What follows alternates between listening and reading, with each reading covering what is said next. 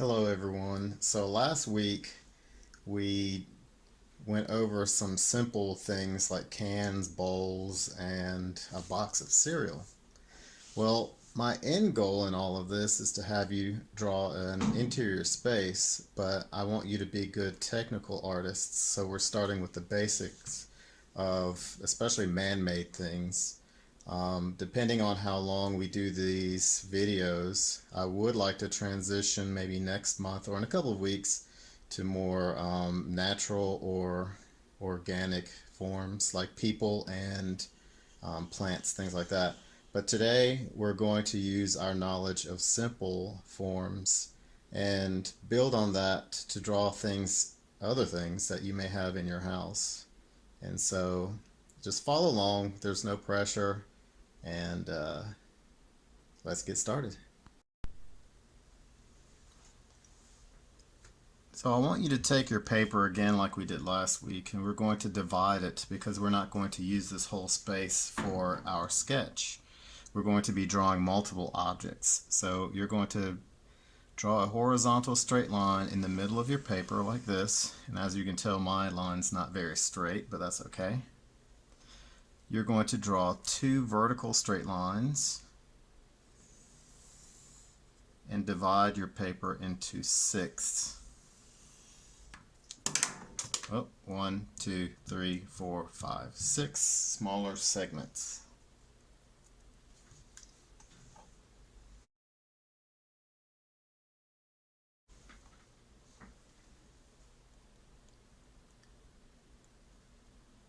The first object we're going to draw from two perspectives is a lamp. So with a lamp, and there are different styles of lamps, you would start by drawing the lampshade, and you can draw either a square or rectangle or even a trapezoid.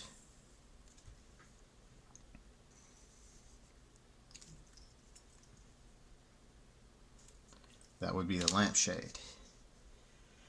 And this is from the perspective of head-on, so we're not going to have any weird points of views for this first part. And I'm drawing from a lamp that I have in my house. Then I see a little rectangle here, another rectangle, and then the bottom part is almost like a cylinder, but then it gets wider at the base like this.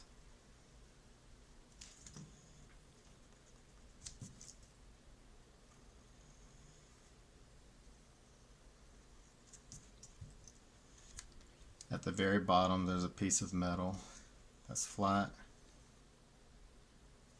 like so.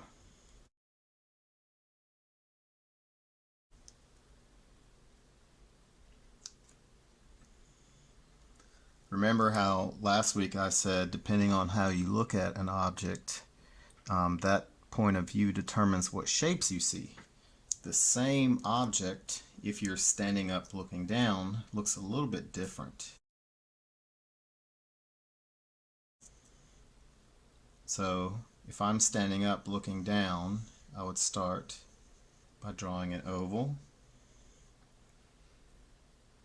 and inside this oval I see a circle. This comes down. This is the part of the lamp that the lampshade screws onto. I see some metal bars going to the lampshade itself.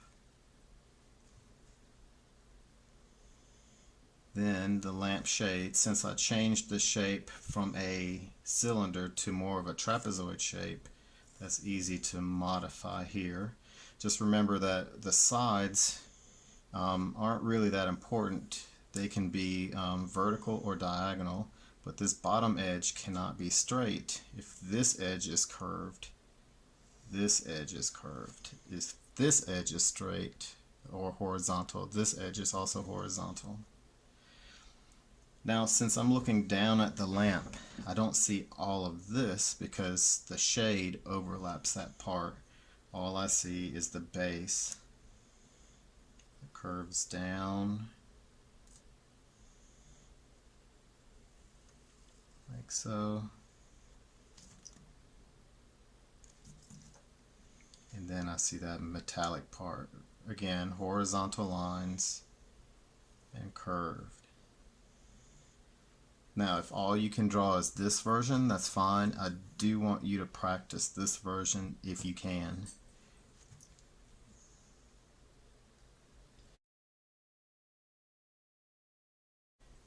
A bookshelf. So last week we drew a cereal box, looking at it from the direct point of view of head on and then at an angle.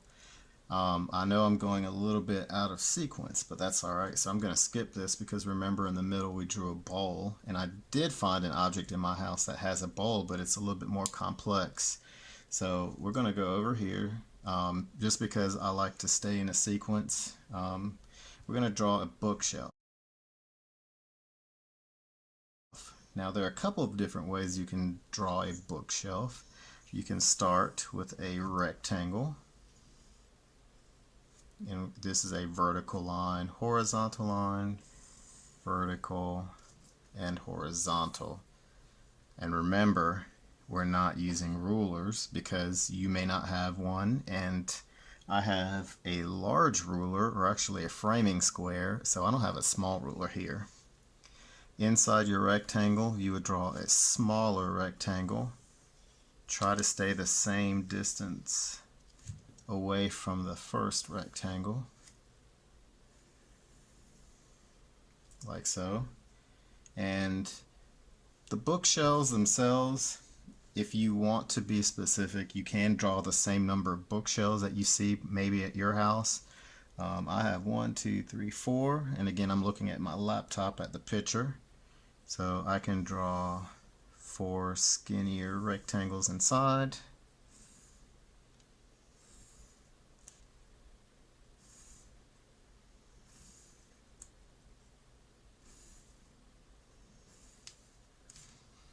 You don't necessarily have to draw the books on the shelf. Just know that if you want to, that's great.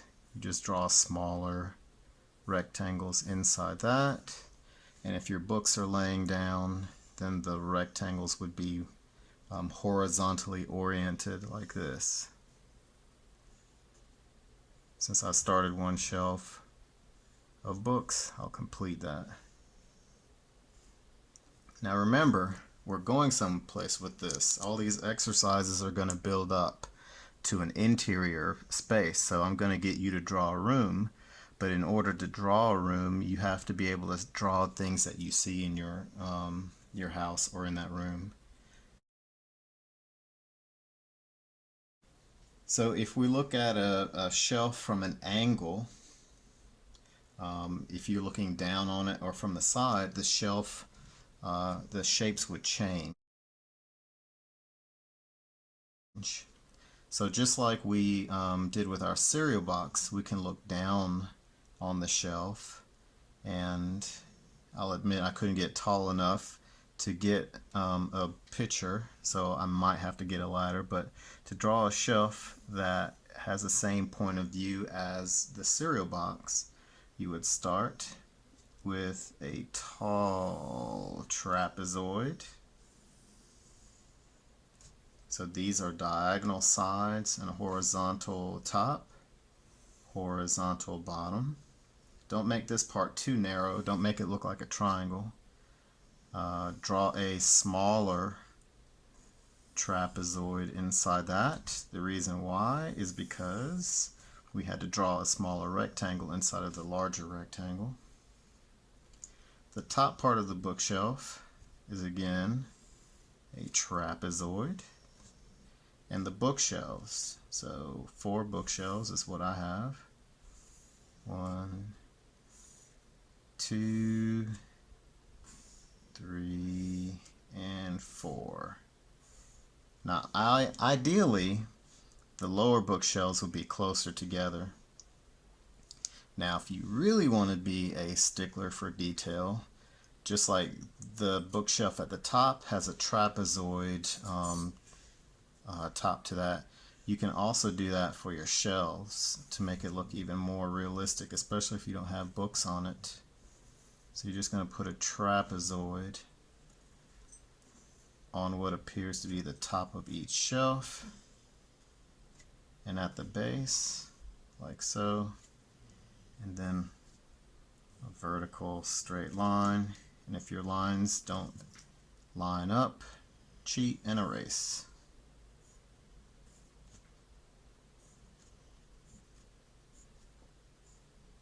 Like so. And if you mess up, oh well, so does everyone. This needs to be more of a diagonal line. Why? Because it has to be parallel to these lines, these edges, like so.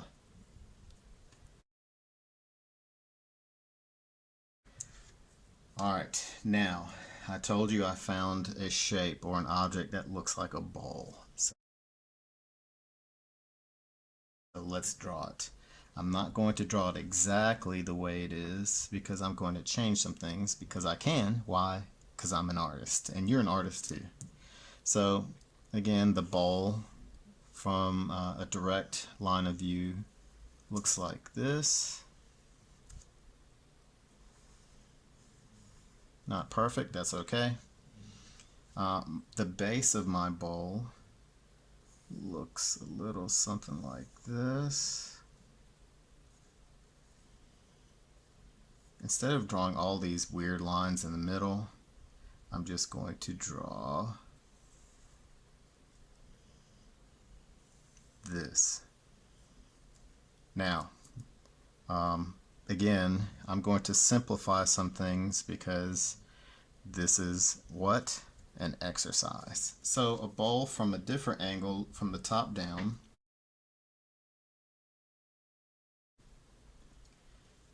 And this is actually my candy tray. No, I don't have any candy in it because I want to see the object itself. So I'm going to draw a bowl. I'm going to skip the middle part. Very lightly I'll draw the base like this. And then I will draw the column in the middle. Curved line because this line is curved. And I'll erase that.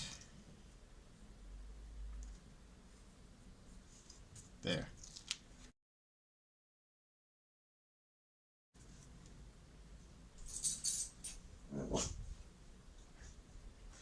Another thing, if you know how to draw bookshelves, you can transfer that knowledge to drawing tables. For example,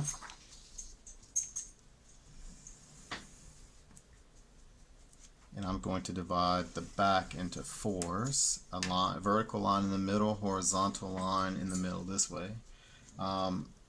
Tables.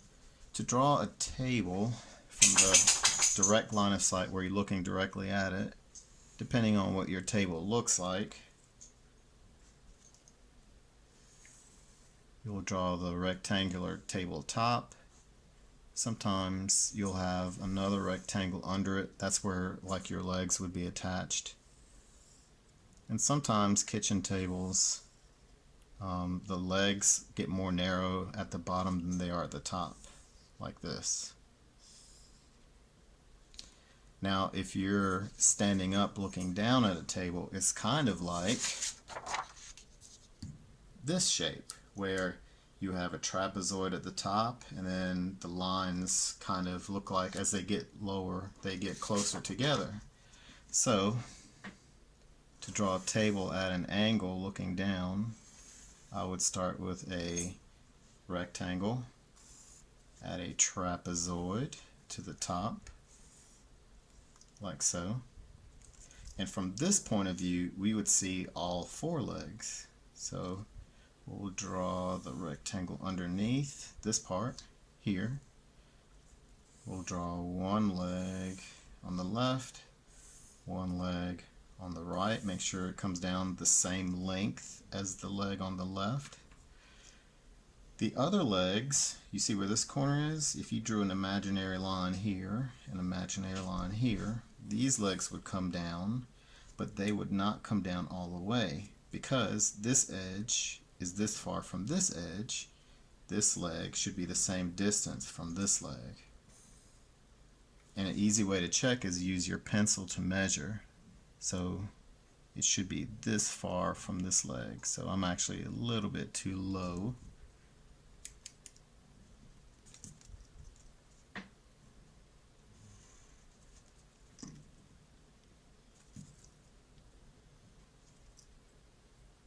Like that.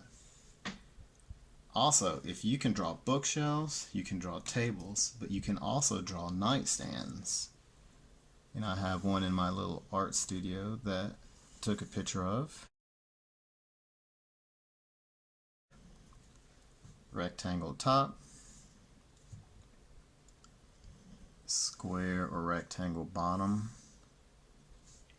Now mine has a curve in the middle, like this.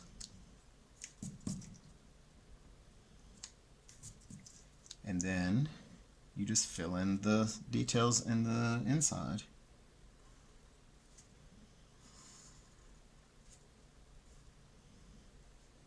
I have two drawers that are skinny.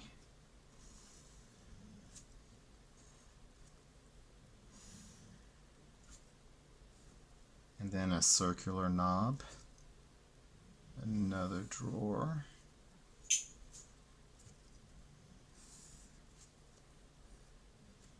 Circular knob.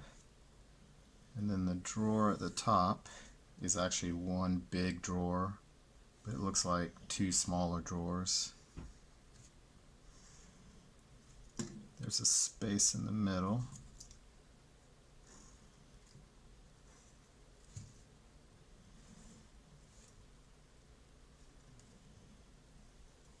Like that. Maybe this part comes out a little bit more.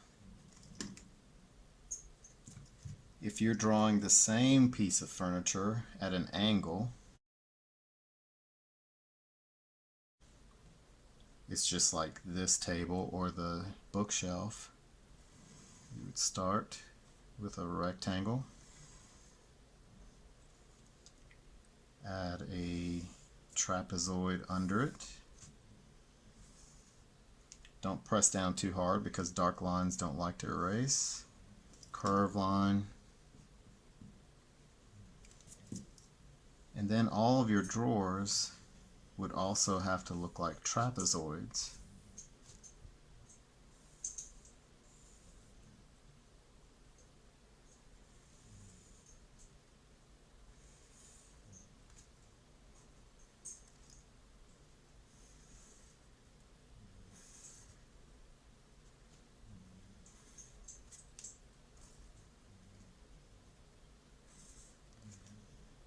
And it's important to look at the object you're drawing just as much as the drawing itself. So always look down at what you're drawing and then look up, down and up. So you don't get stuck in your head what you think you see or what you remember, because sometimes we don't remember accurately. And the top would be a trapezoid. Man, are my lines curvy. That's okay. Like that.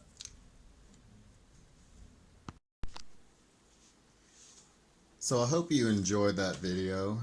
I'm going to try to put out 3 videos a week. 2 of where I show you how to do technical things, and 1 video of something that you might actually enjoy a little bit more. And you'll see what that will be later on.